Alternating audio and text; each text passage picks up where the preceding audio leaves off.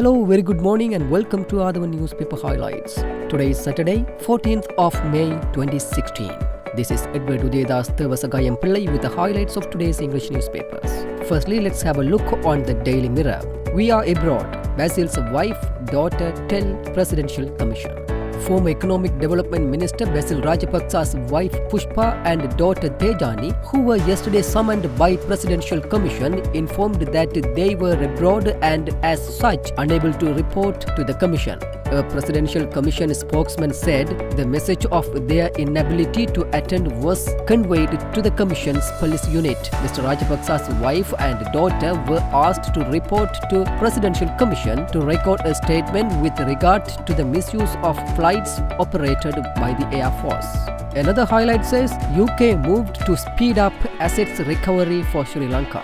The Global Forum for Asset Recovery will bring together governments and law enforcement agencies to discuss returning assets to Nigeria, Ukraine, Sri Lanka and Tunisia, the BBC reported on Thursday. The meeting will be held in the US next year, co-hosted with the UK and supported by the UN and the World Bank. UK Prime Minister David Cameron made the announcement at a global anti-corruption summit in London on Thursday. Sri Lanka seeking assistance to trace stolen assets, President Maithripala Sirisena said Sri Lanka was in the process of seeking information and assistance to trace stolen assets with the support extended by several countries including UK, USA, India and Switzerland as well as the World Bank. Addressing the anti-corruption summit in London on Thursday, he said all leaders need to act collectively to strengthen their own law enforcement agencies to track the corrupt and recover the proceeds of corruption. Sri Lanka is fully committed to such firm action, he said, while appreciating the summit's move to establish an international anti-corruption center. President Sirisena also said corruption was one of the factors that promote political violence and other forms of human rights abuses and added Sri Lanka went through such a stage during the previous administration.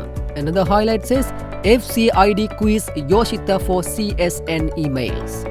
Police Financial Crimes Investigation Division yesterday recorded a statement again from former president's second son Yosita Rajapaksa for his alleged involvement in a massive fraud at Carlton Sports Network television channel. Yosita Rajapaksa, who reported to the FCID office after being summoned at 9 a.m. yesterday, was permitted to leave around 2 p.m. With that, let's move to Daily News. Abduction of businessman's son at Variapola. Gang demands 20 million rupees in ransom. Youth was taken away in van. An organized extortion gang that abducted the 20-year-old son of a leading businessman in Variapola on Thursday night by a white van has demanded 20 million rupees in ransom. They have threatened the parents that their son's life would be in danger if they fail to comply with their demand, police said. Three-wheeler driver knifed for refusing to go on hire. Suspect remanded. A three-wheeler driver who refused to go on a hire was attacked with a large knife by a suspect known to have a criminal record. The driver sustained serious injuries, according to police sources reported.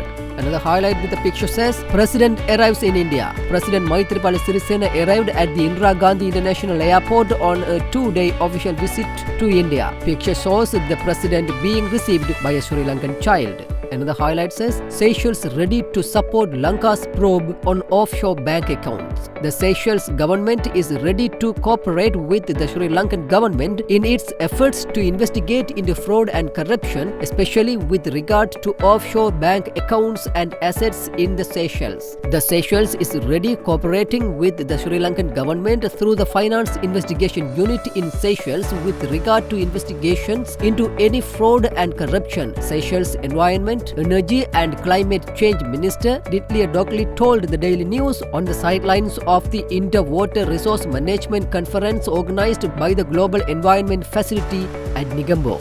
Finally, let's move to Ceylon today. Anti-corruption summit in London. President seeks help to trace Lankan assets. President Maithripala Sirisena told the London Global Anti-Corruption Summit in London on Thursday that Sri Lankans had used their democratic franchise to rid the country of the former corrupt political leadership and their party followers. Another highlight says CBK Samantha agree in New York.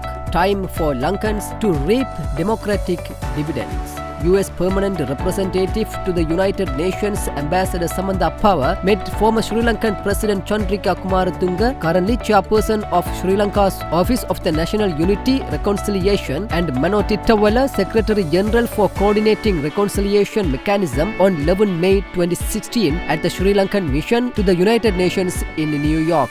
Another highlight says hundreds of Tamils participated in events in Sri Lanka's former war-torn northern province yesterday to remember victims of the island's 30-year civil conflict. Families of the war dead and those missing lit candles and took part in religious observances amidst heightened security. The events, which began yesterday, will be held throughout a week in different locations in north and east, with the final event set to take place in next Wednesday in Mullawaikal, where the final battle between government troops and Tamil Tigers took place. With that, let's come to an end of today's paper highlights. We will come with more news tomorrow morning. Thanks for listening to Athavan Newspaper Highlights.